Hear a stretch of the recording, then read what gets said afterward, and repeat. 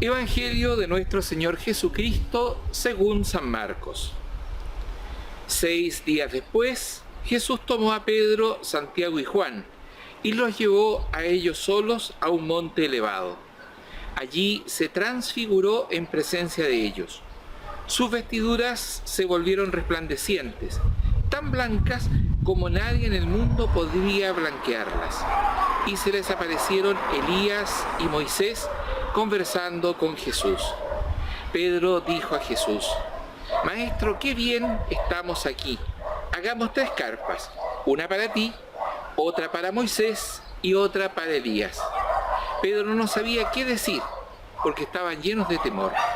Entonces una nube los cubrió con su sombra y salió de ella una voz: Este es mi hijo muy querido, escúchenlo.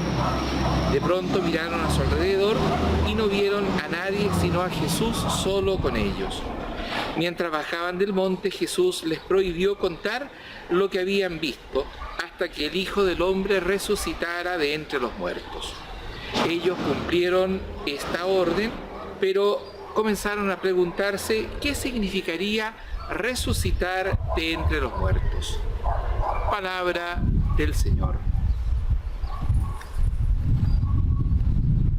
Si el primer domingo del tiempo de Cuaresma el Evangelio nos muestra, y la liturgia nos muestra la humanidad de Jesús abatida en la flaqueza de la condición humana, y ahí desde esa fragilidad es capaz de decirle sí al Señor, al Padre del cielo, para que se cumpla el plan de salvación.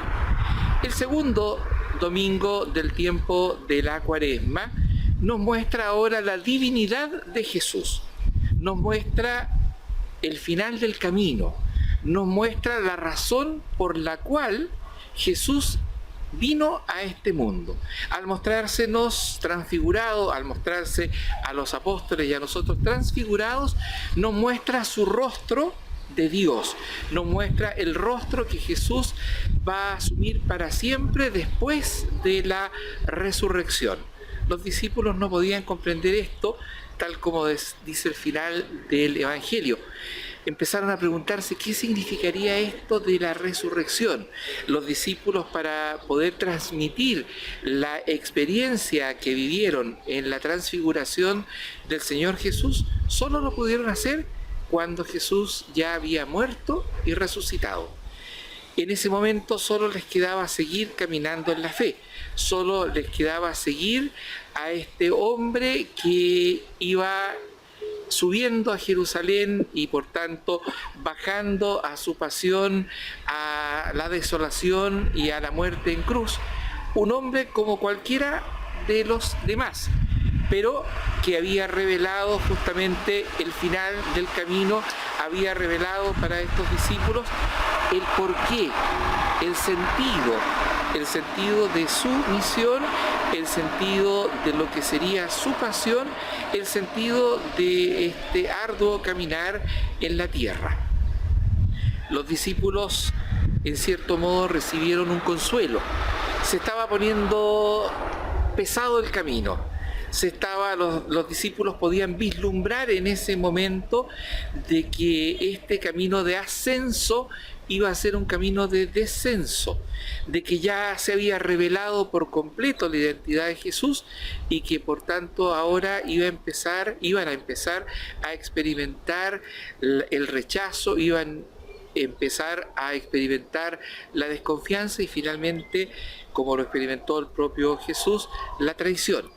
En cierto modo podemos decir, el Señor se apresuró en un gesto de radical ternura a consolar, a darle sentido, a contener esto que los discípulos van a empezar a vivir desde este momento. De esa misma manera funciona, podríamos decir, el relato de la transfiguración casi al comienzo de la Cuaresma.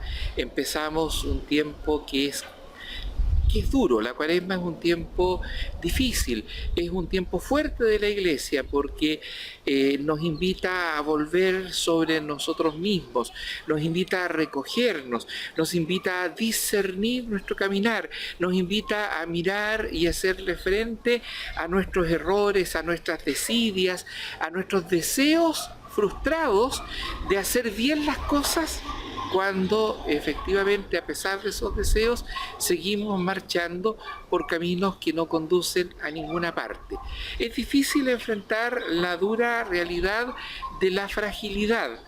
Y eso lo hacemos en el tiempo de Cuaresma.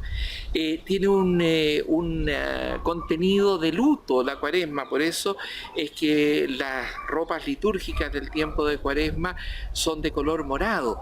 Tiene un tiempo de oscuridad, de nocturnidad la Cuaresma, porque nos enfrenta a nuestra condición humana y en el centro de nuestra condición humana nos enfrenta con nuestro propio pecado.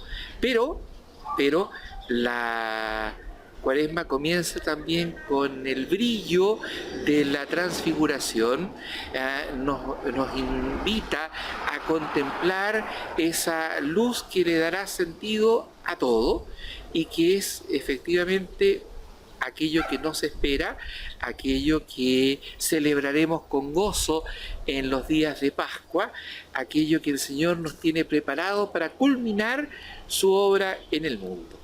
Nosotros hemos vivido durante este largo periodo de pandemia una suerte de Cuaresma prolongada.